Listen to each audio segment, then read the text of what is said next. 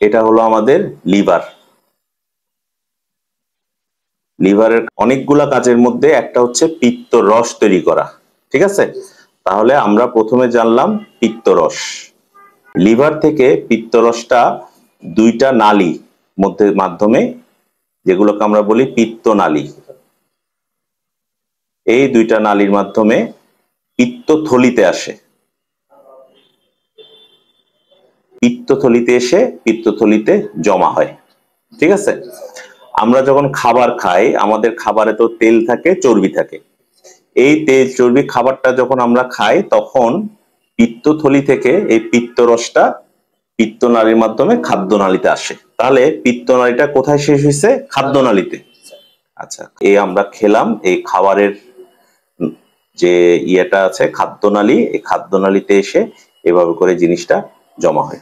এটা আমরা যখন তেল চর্বি খাবার খাই। আচ্ছা, ওনার যে সমস্যা হয়েছে, কোনো কারণে পিত্তথলির ইনফেকশন হয়েছে, সেখান থেকে ইনফেকশন যখন হয় তখন পিত্তথলির ভিতর পাথরের তৈরি হয়, ঠিক আছে? এই পাথরটা বিভিন্নভাবে পিত্তরসের মাধ্যমে, পিত্তরস আমরা খেলেই তো পিত্তরস পিত্তথলি থেকে বের হবে, ওই পিত্তরসের মাধ্যমে মোস্ট প্রবাবলি ওনার পাথরগুলা পিত্তনালীতে চলে এসছে। এছাড়াও পিত্তনালীর নিজস্ব কিছু পাথর তৈরি হইতে পারে। আমরা যখন পিত্তথলিতে তৈরি হওয়া পাথর পিত্তনালীতে চলে আসে, তখন এটাকে বলা হয় প্রাইমারি স্টোন, ঠিক আছে?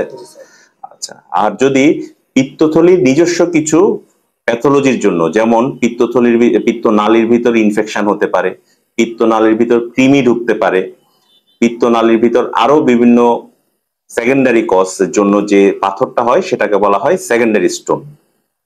তাহলে এই যে পাথরটা আসলো, এই পাথরটা তো নরমালি পিত্তরসের ফ্লোটা তো পিত্তথলি থেকে পিত্তনালী দিয়ে খাদ্যনালীতে বের হয়ে যাওয়ার কথা। তাহলে এই পাথরটা ওই পিত্তরসের মাধ্যমে এসে এখানে এসে আটকে গিয়েছে, নিচের দিকে বের হতে পারছে না। দুইটা, যেটা আমরা এমআরসিপি যেটা করেছি, এমআরসিপি তে দেখা যাচ্ছে।